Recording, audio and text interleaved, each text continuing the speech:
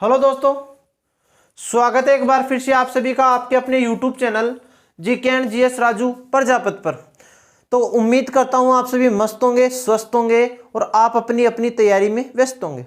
देखो, हम एक नए टॉपिक की शुरुआत करेंगे आज। और आज का जो हमारा टॉपिक है राजस्थान के इतिहास में, वो हम पढ़ने वाले हैं राजस्थान के प्राचीनतम सिक्कों की हम बात करने वाले हैं कि राजस्थान में कौन कौन से प्राचीनतम सिक्के थे, यानी गुप्त काल के राजस्थान में कौन से सिक्के प्राप्त हुए हैं, चांदी के कौन से सिक्के मिले हैं, तांबे के कौन से सिक्के मिले हैं और कुषाणों के द्वारा कौन से सिक्के चलाए गए थे। और उसके बाद में हम बात करने वाले हैं रियासत काल में यहाँ पर कौन कौन से सिक्के चला करते थे, यानी कि मेवाड़ में कौन सा चला करता था, गदिया कहाँ पर चला करता था, अक्खे शाही कहाँ पर चला करता था, ठीक है, तमाचा है। इस प्रकार से बहुत सारे सिक्कों की बात करेंगे, तो सभी सिक्कों की एक एक बात करेंगे। अब देखो, सिक्कों का हम अध्ययन, सबसे पहले हम बात करेंगे सिक्कों का अध्ययन क्या कहलाता है। अब देखो, सिक्कों को पढ़ने से पहले हम ये जानना चाहे कि सिक्के वास्तव में महत्वपूर्ण क्यों थे। तो वास्तव में देखा जाए तो उस समय की आर्थिक स्थिति के अनुसार सिक्के महत्वपूर्ण थे। अब सिक्के क्या है, तो वर्तमान में यदि हम किसी क्षेत्र की खुदाई करते हैं और वहां से यदि कोई सिक्का मिलता है हमारे को, तो उस सिक्के पर किसी ना किसी राजा का या तो अंकन होगा, या उस साम्राज्य या उस राज्य का क्या होगा, उस पर पद चिन्ह होगा, कोई ना कोई तो उस पर अवशेष मिलेगा किसी ना किसी राज्य का। जब किसी ना किसी राज्य का उस सिक्के पर अवशेष मिलेगा तो उसकी राजनीतिक स्थिति के बारे में हमारे को पता चलेगा, साथ में उसके साम्राज्य विस्तार का भी हमारे को पता चलेगा। जैसे जैसलमेर का कोई शासक है और जैसलमेर के शासक का कोई सिक्का जयपुर में मिलता है, तो उसका विस्तार यहाँ पर, उसका कुछ ना कुछ जयपुर में संबंध रहा होगा, तभी तो उसका सिक्का जयपुर में मिला है। तो इससे उसके विस्तार के बारे में, उसके साम्राज्य विस्तार का पता चलता है, साथ में उसकी राजनीतिक स्थिति के बारे में पता चलता है, साथ में उसकी आर्थिक स्थिति। महत्वपूर्ण बात यह है कि सिक्के से उस समय के शासक की जो है आर्थिक स्थिति का क्या चलता था, पता चलता था। ठीक है, तो अब हम शुरू करते हैं सिक्कों के बारे में। देखो, सबसे पहले हम सिक्कों की कुछ प्रारंभिक बातें करें। सबसे पहले आपके सामने लिखा हुआ है कि सिक्कों का अध्ययन। तो वेरी वेरी मोस्ट इंपॉर्टेंट है कि सिक्कों का अध्ययन क्या कहलाता है, कि सिक्कों का अध्ययन क्या कहलाता है। तो सिक्कों का अध्ययन कहलाता है आपके सामने न्यूमिस्मेटिक्स। क्या कहलाता है, तो सिक्कों का जो अध्ययन होता है इसको बोलते हैं आपके सामने न्यूमिस्मेटिक्स। क्या बोलते हैं, न्यूमिस्मेटिक्स। सबसे पहले हम बात करते हैं कि सिक्कों का अध्ययन क्या होता है, यानी कि मुद्रा शास्त्र को क्या बोलते हैं, तो बोलते हैं इसको न्यूमिस्मेटिक्स। क्या बोलते हैं, न्यूमिस्मेटिक्स क्या बोलते हैं, सिक्कों के अध्ययन को बोलते हैं। यदि हम हिंदी में बात करना चाहें कि सिक्कों के अध्ययन को क्या बोलते हैं, तो सिक्कों के अध्ययन को बोलते हैं मुद्रा शास्त्र। ठीक है, थोड़ा सा आपको ध्यान रखना है कि सिक्कों के अध्ययन को मुद्रा शास्त्र बोलते हैं। अब देखो, यदि हम सबसे प्राचीनतम सिक्के की बात करना चाहे कि सबसे प्राचीनतम सिक्के हमारे को कौन से मिले हैं, तो यदि हम बात करें सबसे प्राचीनतम सिक्कों की, तो चांदी के कुछ सिक्के मिले हैं। चांदी के कुछ सिक्के, प्राचीनतम सिक्के बनाए जाते थे जिनको बोलते थे आहत या पंचमार्क। अब आहत या पंचमार्क क्या थे, तो आहत या पंचमार्क चांदी के सबसे प्राचीनतम सिक्के थे। इसके बाद में बात करें हम, इनको पंचमार्क या आहत क्यों कहा गया है, क्योंकि इनको ठप्पे में ठोक कर बनाया जाता था, इस कारण इनको कहा जाता था पंचमार्क या आहत मुद्रा। ठीक है, अब पंचमार्क या आहत मुद्रा हमारे को कहां से मिली है, राजस्थान की यदि हम बात करें तो राजस्थान में 2-3 जगह से पंचमार्क व आहत मुद्राएं मिली है, जिनमें सबसे पहले हम बात करें बैराट की। तो बैराट जब सभ्यता हमने पढ़ी थी उस समय हमने जाना था कि 8 सिक्के आहत या पंचमार्क के कहां से मिले हैं, हमारे को बैराट से मिले हैं। साथ में यदि हम बात करें 6 सिक्के हमारे को सांबर से भी मिले हैं, कौन से, पंचमार्क या आहत के। उसके बाद में भी हम बात करेंगे, देखो हम बात करते हैं सबसे प्राचीनतम सिक्के की। प्राचीनतम, यदि सिक्के की हम बात करें कि प्राचीनतम सिक्के कौन कौन से हुआ करते थे और कौन सा था, तो सबसे प्राचीनतम जो सिक्का था वो आपके सामने था पंचमार्क। क्या था, सबसे जो प्राचीनतम सिक्का था उसका नाम था पंचमार्क। इसी को बोलते थे आपके आहत। क्या बोलते थे, पंचमार्क या आहत सिक्का एक ही था। और एक किसका बना होता था, तो सबसे पहले हम बात करते हैं चांदी का, कि जो पंचमार्क सिक्का बना होता था वो किसका होता था, चांदी का बना होता था। अब देखो, पंचमार्क या आहत सिक्के की हम बात करें कि इसको साहित्य में क्या कहा गया है, इसमें साहित्य की दृष्टि से इसका नाम क्या है, तो साहित्य में इसको कहा गया है कारषण। क्या कहा गया है,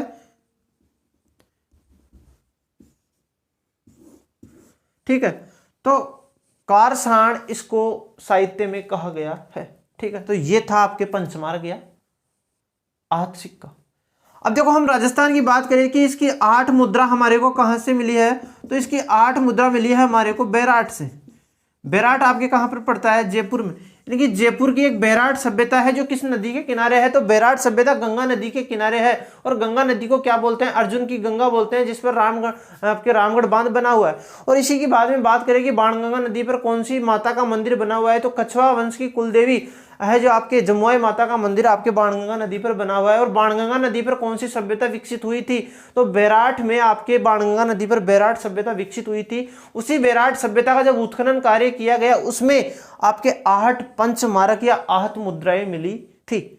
इसके बाद देखो हम बात करें कि 6 मुद्राएं हमारे को कहां से मिली है, कि 6 आहत या पंचमारक मुद्राएं हमारे को सांबर से मिली है। ठीक है, कि सांबर से हमारे को पंचमारक या आहत 6 मुद्राएं मिली है। इसके बाद देखो हम बात करें सबसे बड़ा पंचमारक या आहत मुद्रा का भंडार राजस्थान में कहां से मिला है, तो वेरी वेरी मोस्ट इंपोर्टेंट है कि आहत या पंचमारक मुद्रा का सबसे बड़ा राजस्थान में भंडार आपके रेड टोंक से मिला है। और वहां से कितनी मिली है, 3075 आहत मुद्राएं मिली है। वेरी वेरी मोस्ट इंपोर्टेंट है कि 3075 आहत मुद्राएं कहां से मिली है, तो ये मिली है आपके रेड टोंक से। कहां से मिली है, रेड टोंक से 3075 हमारे को मुद्राएं मिली है। ठीक है, तो ये था कुछ इसका प्रारंभिक जानकारी। ठीक है, तो आपको ये थोड़ा सा ध्यान रखना है, ये आहत बहुत ही ज्यादा महत्वपूर्ण है। और इसमें भी राजस्थान वाला महत्वपूर्ण है कि 8 मुद्राएं आपके बैराट से मिली है, साथ में 6 मुद्राएं सांबर से मिली है, 3075 मुद्राएं कहां से मिली है, रेड टोंक से मिली है। अब यदि हम बात करें कि भारत में सबसे पहले लेख युक्त, अब जो पंचमारक या आहत मुद्राएं हमारे को मिली है वो कैसी थी, लेख विहीन थी। क्या थी, लेख विहीन थी, और नहीं इन पर तिथि अंकित थी। थोड़ा सा ध्यान रखना है, जो पंचमारक या आहत हमारे को मुद्राएं मिली है वो लेख विहीन है और इस पर किसी भी प्रकार की कोई तिथि का अंकन नहीं है। यानी कि इसका सीधा सीधा बात करना चाहिए कि इस पर किसी भी प्रकार का कोई अंकन नहीं है, यानी कि लेख युक्त नहीं है। अब ये मुद्राएं लेख युक्त नहीं है, तो लेख युक्त मुद्राएं किसने चलाई, कि किसी जो कोई मुद्रा ऐसी मिली होगी जिस पर सबसे पहले चित्र हमारे को देखने को मिला होगा। तो जो चित्र युक्त देखने को जो मुद्रा मिली है उस मुद्रा को किसने चलाया था, तो सबसे पहले प्रश्न बनता है आपके सामने कि सर्वप्रथम लेख युक्त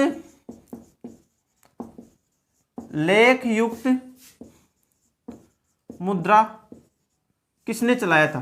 तो सबसे पहले जो लेख युक्त मुद्रा चलाई गई थी वो किसके द्वारा चलाई गई थी, तो लेख युक्त जो मुद्रा चलाई गई थी वो हिंद यवन शासकों के द्वारा चलाई गई थी। किसके द्वारा, हिंद यवन शासकों के द्वारा।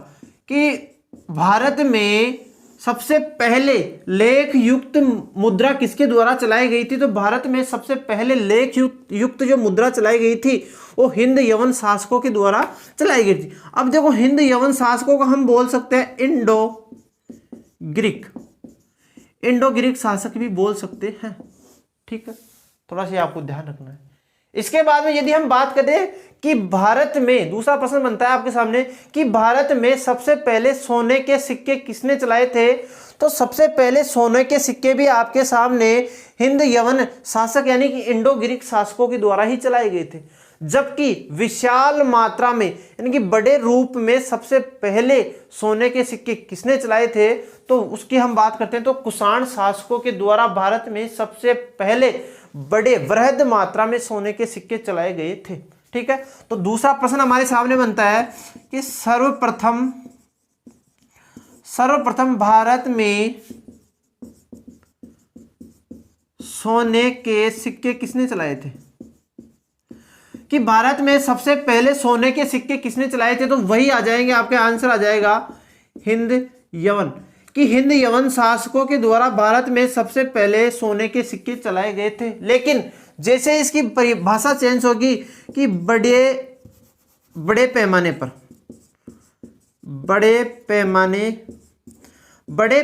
पर सर्वप्रथम बड़े पैमाने पर सर्वप्रथम भारत में सोने के सिक्के किसने चलाए थे? तो उसका आंसर हो जाएगा कुषाण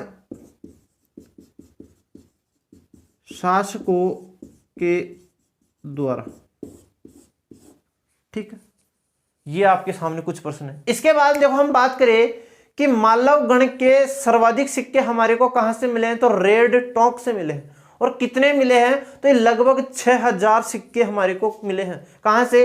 रेड टोंक से मालव गण, यानी कि जो मालव जनपद था, आपने नाम सुना होगा कि मालव जनपद, तो मालव जनपद के जो सर्वाधिक सिक्के मिले हैं राजस्थान में, वो लगभग कितने मिले हैं? 6000 मिले हैं।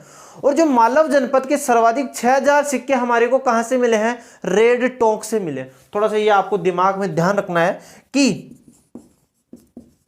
मालव जनपद बोल सकते हो या गण बोल सकते हो, कि मालव गण के राजस्थान में सर्वाधिक सिक्के, कि मालव गण के राजस्थान में सर्वाधिक सिक्के कितने मिले हैं? सबसे पहले तो ये बात जाननी जरूरी है।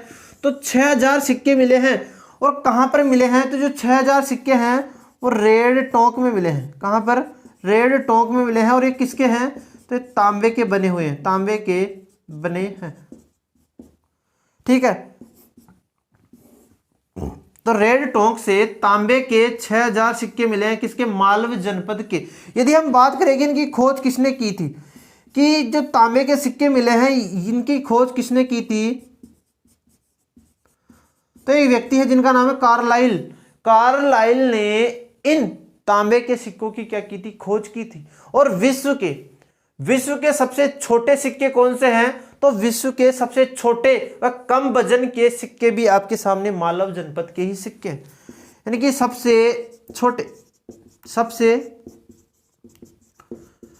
छोटे व कम वजन के, कि विश्व के सबसे छोटे सिक्के कौन से? यदि आपसे क्वेश्चन पूछ लिया जाए तो विश्व के सबसे छोटे व कम वजन के जो सिक्के हैं वो मालव जनपद के सिक्के हैं। यानी कि जो मालव गण के सिक्के हमारे को मिले हैं वो रेड टोंक से मिले हैं। और कितने मिले हैं? 6000 सिक्के मिले हैं। ठीक है, तो ये थे आपके सामने इनकी कुछ प्रारंभिक बातें। देखो आगे हम चलते हैं।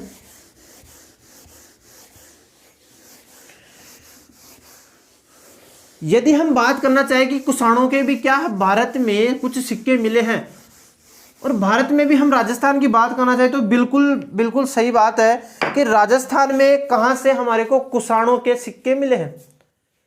तो देखो हम बात करते हैं रंगमहल सभ्यता की।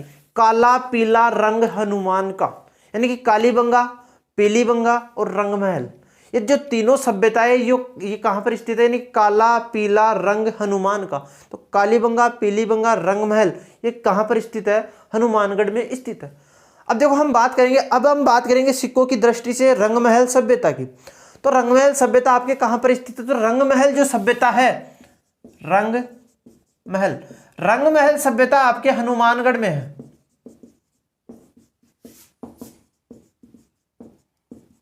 ठीक है, अब देखो, अब जो रंगमहल सभ्यता है यहां से हमारे को 105 मुद्राएं मिली है। किसकी? तांबे की। रंगमहल सभ्यता से हमारे को 105 मुद्राएं मिली है तांबे की। अब ये बात तो कोई नॉर्मल है, लेकिन इसमें महत्वपूर्ण बात यह है कि इन 105 मुद्राओं में से एक जो मुद्रा मिली है वो किसकी मिली है? कुषाण शासक कनिष्क की मिली है।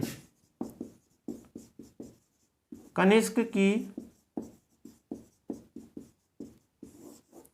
ठीक है, तो ये थोड़ा सा आपको ध्यान रखना है कि रंगमहल सभ्यता कहां पर है। तो रंगमहल सभ्यता हनुमानगढ़ में है।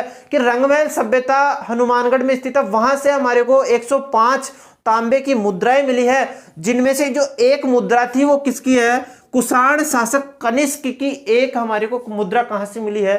वो आपके रंगमहल से मिली है।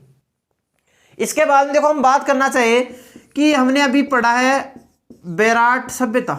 बेराट सभ्यता कहां पर है? जयपुर में। अब देखो,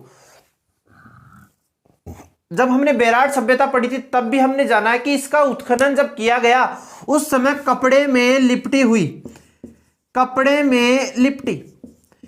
कि जब बेराट सभ्यता का उत्खनन कार्य किया गया था उस समय कपड़े में लिपटी हुई यहां से बेराट से 36 मुद्रा मिली थी। क्या मिली थी? 36 मुद्राएं मिली थी। थोड़ा सा आपको ध्यान रखना है कि जब बेराट सभ्यता का उत्खनन किया गया, जयपुर वाली बेराट सभ्यता का, उस समय कपड़े में लिपटी हुई 36 मुद्राएं मिली है। अब देखो जो 36 मुद्राएं मिली है उसमें से 8 मुद्रा तो कौन सी है, आहत है, यानी कि चांदी की बनी हुई पंचमारक भी जिसको बोला गया है कि चांदी की बनी हुई 8 मुद्राएं कहां से मिली है, तो 36 में से 8 मुद्राएं आपके पंचमारक या आहत मुद्राएं आपके बेराट से मिली है। जबकि इसके बाद में कितनी सभ्य, इनके बाद में आपके बच गई 28 जो मुद्रा मिली है वो किसकी मिली है, इंडो ग्रीक शासकों की यहां पर मिली है, इंडो ग्रीक, ठीक है, कि इंडो ग्रीक शासकों की मुद्राएं बेराट से कितनी मिली है, तो 28 मुद्राएं इंडो ग्रीक शासकों की बेराट से मिली है, जबकि 8 मुद्राएं आहत या पंचमार्क यानी कि चांदी से बनी हुई है। और बेराट से कुल कितनी मुद्राएं मिली है, तो बेराट सभ्यता से आपके कुल 36 मुद्राएं मिली है जो कपड़े में लिपटी हुई मिली है। हमने बात भी की थी, पढ़ा भी था। इसके बाद में देखो, इसके बाद में हम बात करें, इसके बाद में एक महत्वपूर्ण बात आती है कि क्या राजस्थान में कहीं पर गुप्तकालीन मुद्राएं भी मिली है क्या, तो बिल्कुल सच है कि राजस्थान से गुप्तकालीन मुद्रा भी मिली है। और वो कहां से मिली है, नगला छेल आपके कहां पर पड़ता है, भरतपुर में पड़ता है, कि नगला छेल भरतपुर से आपके गुप्तकालीन मुद्राएं मिली है। देखो हम बात करते हैं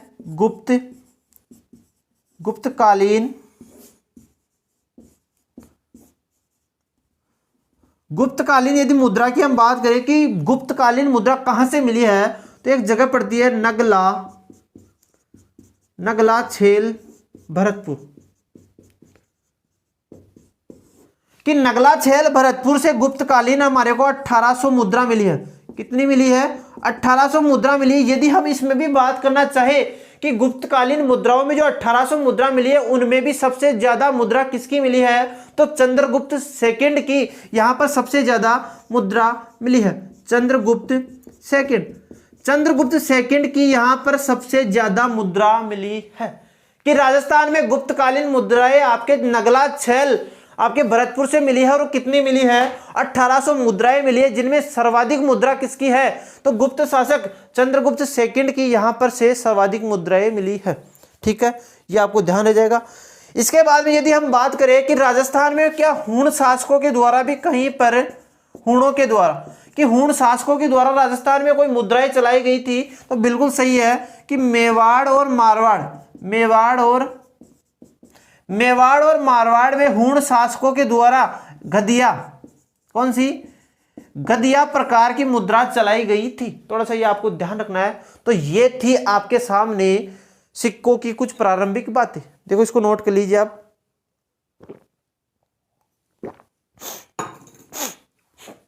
ठीक है, तो ये थी आपके सामने सिक्कों की कुछ प्रारंभिक बातें। तो आपको महत्वपूर्ण ध्यान कौन सा, एक तो हूण वाला ध्यान रखना है कि हूणों की राजस्थान में से कौन सी मुद्रा मिली है, गदिया मिली है जो मेवाड़ और मारवाड़ में चलती थी। साथ में यदि हम बात करें गुप्तकालीन मुद्राएं कहां से मिली है, तो गुप्तकालीन मुद्राएं नगला छेल से मिली है, यानी कि भरतपुर से 1800 मुद्राएं मिली है, जिनमें सबसे ज्यादा मुद्रा किसकी है, चंद्रगुप्त सेकंड की है, यानी कि गुप्त शासक चंद्रगुप्त सेकंड की इसमें सर्वाधिक मुद्राएं हैं। थोड़ा सा आपको ध्यान रखना है। इसके बाद देखो आगे चलते हैं। अब हम बात करते हैं कुछ रियासतकालीन सिक्कों की, कि राजस्थान, ये तो है सिक्कों की कुछ प्रारंभिक बातें, ऑल ओवर भारत लेवल पर भी बोल सकते हो या आप बोल सकते हो राजस्थान लेवल पर। अब देखो हम स्पेशली राजस्थान लेवल पर कुछ सिक्कों की बात करें कि राजस्थान में कुछ रियासतकालीन सिक्के चला करते थे। जैसे सामने वो आपके सामने प्रश्न आएगा कि अक्खेशाही सिक्के कहां पर चलते थे, अक्खेशाही सिक्के, झाड़शाही सिक्के कहां पर चलते थे, तमंचाशाही सिक्का कहां पर चलता था। तो ये आता है आपके राजस्थान से क्वेश्चन। और राजस्थान के क्वेश्चन को हम पढ़ना चाहिए तो सबसे पहले हम बात करते हैं कि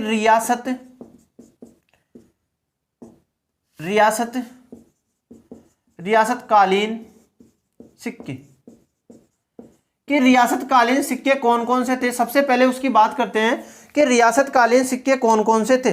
सबसे पहले हम बात करते हैं मेवाड़ की। सबसे एक नंबर पर हम बात करते हैं मेवाड़ की, कि क्या मेवाड़ में कभी गुप्तकालीन सिक्का चला करता था, और वो चला करता था मानो गुप्तकाल, यानी कि गुप्तकाल में मेवाड़ में कौन सा सिक्का चला करता था, तो गुप्तकाल में मेवाड़ में सिक्का चला करता था गदिया। थोड़ा सा ध्यान रखना है, हूणों के द्वारा भी मेवाड़ और मारवाड़ में गदिया प्रकार का सिक्का चलाया गया था, जबकि मेवाड़ में गुप्त काल के समय जो सिक्का चलता था उसका नाम था गदिया। क्या नाम था? गदिया। यदि देखो हम बात करें तो मेवाड़ में गुप्त काल में गदिया सिक्का चलता था। साथ में यदि हम बात करें कि मेवाड़ का प्रथम शासक जिसने सबसे पहले सोने के सिक्के चलाए थे, और सोने के सिक्के का वजन कितना था? 115 ग्राम था। और जो सोने का सिक्का मेवाड़ में सबसे पहले चलाया था वो किसने चलाया था? तो आपके सामने शासक आते हैं बप्पा रावल, कि बप्पा रावल ने मेवाड़ में सबसे पहले सोने का सिक्का चलाया था। यदि बात करूं मैं सोने के सिक्के की, कि सोने का सिक्का मेवाड़ में सबसे पहले किसने चलाया था, तो सोने के सिक्के की मैं बात करूं कि मेवाड़ में सबसे पहले सोने का सिक्का आपके बप्पा रावल ने चलाया था। किसने चलाया था? बप्पा रावल ने। और बप्पा रावल ने जो सोने का सिक्का चलाया था उसका वजन कितना था? तो 115 ग्राम। क्या था? 115 ग्राम सिक्का था। अब यदि आपसे सीधा सीधा क्वेश्चन पूछ लिया जाए कि स्वरूप शाही सिक्का कहां पर चलता था? शाही सिक्का, तो स्वरूप शाही जो सिक्का चलता था वो आपके मेवाड़ में चलता था। और जो स्वरूप शाही सिक्का चलाया था वो किसने चलाया था? स्वरूप सिंह ने। किसने चलाया था? कि जो स्वरूप शाही सिक्का चलाया था वो आपके सामने स्वरूप सिंह ने मेवाड़ में चलाया था। ठीक है, ये थे आपके कुछ प्रारंभिक मेवाड़ के सिक्के। इसके बाद में देखो हम बात करते हैं आपके सामने, यदि वो क्वेश्चन पूछ ले कि सालिम शाही सिक्के कहां पर चलाए गए थे और किसने चलाए थे, तो सालिम शाही, सीधा सीधा क्वेश्चन आएगा यहां से कि सालिम शाही सिक्के किसने चलाए थे और कहां पर चलते थे, तो बेटा ध्यान रखना प्रतापगढ़। कहां पर? प्रतापगढ़। कि सालिम शाही सिक्के सालिम सिंह ने कहां पर चलाए थे, तो सालिम शाही सिक्के सालिम सिंह ने चलाए थे। किसने? सालिम सिंह। कि सालिम शाही सिक्के सालिम सिंह ने प्रतापगढ़ में चलाए थे। और प्रतापगढ़ आपको जानते हो, प्रतापगढ़ नया जिला कब बना था? प्रतापगढ़ जिला बना था 26 जनवरी 2008 को। वसुंधरा राज्य के समय राजस्थान का सबसे नवीनतम जिला कौन सा बना था? प्रतापगढ़ बना था। ठीक है, इसके बाद में देखो आगे हम बात करते हैं 19 जिलों की वर्तमान में घोषणा और हो चुकी है। ठीक है, वो बनेंगे तब हम फिर से जानेंगे उनके बारे में। आगे हम चलते हैं। इसके बाद में यदि आपसे पूछ ले कि डोडिया सिक्का किसके समय और कहां पर चला करता था, 3 नंबर पर आपसे पूछता है डोडिया सिक्का। डोडिया सिक्के के बारे में पूछ सकता है कि डोडिया सिक्का कहां पर चलता था, तो ये सीधा सीधा ध्यान रखना है कि जैसलमेर में डोडिया सिक्का चला करता था। और ये कौन सा था? जो डोडिया सिक्का था वो बेटा आपके सामने था तांबे का सिक्का। अब देखो तांबे का सिक्का कौन था, तो डोडिया जो सिक्का था वो तांबे का सिक्का था। अब देखो जैसलमेर में 2 मात्राएं ऊपर है, क्या? बिल्कुल है। तो ध्यान रखना जैसलमेर में एक सिक्का और चला करता था जिसका नाम था अक्खे साई। ध्यान रह जाएगा कि डोडिया सिक्का और अक्खे साई सिक्का आपके जैसलमेर में चला करता था। ये थोड़ा सा इंपॉर्टेंट है। अक्खे साई सिक्का क्यों है देखो, और कैसे याद करो कि जैसलमेर की 2 मात्रा लग रही है तो आपके अक्खे खे के भी 2 मात्रा लग रही है। इस प्रकार से आप याद कर लेना। ठीक है, आगे चलते हैं। देखो 4 नंबर पर हम बात करते हैं। आपके सामने मैंने डोडिया सिक्के की बात कर ली, अक्खे साई सिक्के की बात कर ली। इसके बाद में देखो जोधपुर में एक सिक्का चला करता था, इसका नाम था विजय साई सिक्का। साथ में आदि वर्राह सिक्का, ये कहां पर चला करता था? आदि वर्राह जो सिक्का चलता था वो चलता था आपके जोधपुर में। कहां पर चलता था? जोधपुर में। इसके बाद में यदि मैं बात करूं गजशाही सिक्का, गजशाही सिक्का कि गजशाही सिक्का गज सिंह कहां के शासक थे? बीकानेर के। तो गजशाही सिक्का चलता था आपके बीकानेर में एक सिक्का चलता था गजशाही। दूसरा सिक्का चलता था यहां पर आलमशाही। कौन सा था? आलमशाही। थोड़ा सा ध्यान रखना है कि आलमशाही सिक्का व गजशाही सिक्का आपके कहां चलते थे, तो गजशाही सिक्का व आलमशाही सिक्का आपके बीकानेर में चलते थे। इसके बाद देखो मैं एक आगे सिक्के की बात करूं तो 6 नंबर पर मैं बात करता हूं कि तमंचा शाही सिक्का कहां पर चलता था? तो धौलपुर में। तो तमंचा शाही सिक्का कहां पर चलता था? कि तमंचा शाही सिक्का चलता था वो आपके धौलपुर में चलता था। साथ में यदि मैं बात करना चाहूं कि जयपुर में कौन कौन से सिक्का चला करता था जयपुर में, तो जयपुर में 2 सिक्के चला करते थे, जिनमें एक तो आता है आपके सामने झाड़शाही और एक था आपके सामने हाली। क्या नाम था? यदि मैं 7 नंबर पर बात करना चाहूं कि झाड़शाही सिक्का कहां पर चलता था, तो झाड़शाही सिक्का व हाली सिक्का आपके जयपुर में चलता था। कहां पर चलता था? जयपुर में। ठीक है, तो ये कुछ 7 प्रकार के सिक्के हैं। ठीक है, और थोड़ा सा मैं आपको बता दूं जो सिक्कों की प्रारंभिक बातें हैं, जैसे न्यूमिस्मेटिक्स, ये सिक्कों के अध्ययन को क्या बोलते हैं? मुद्रा शास्त्र, यानी कि न्यूमिस्मेटिक्स बोलते हैं। ठीक है, तो और गुप्तकालीन सिक्के कब चलते थे, कुषाण कालीन सिक्के कब चले, भारत में सबसे पहले सोने के सिक्के किसने चलाए, राजस्थान में किसने चलाए, ये तमाम बातें, यानी कि जो सिक्कों का महत्वपूर्ण निचोड़ था राजस्थान के संदर्भ में, वो मैंने आपके सामने रख दिया है। वैसे सिक्कों का कोई अंत नहीं है। मैं आपको फिर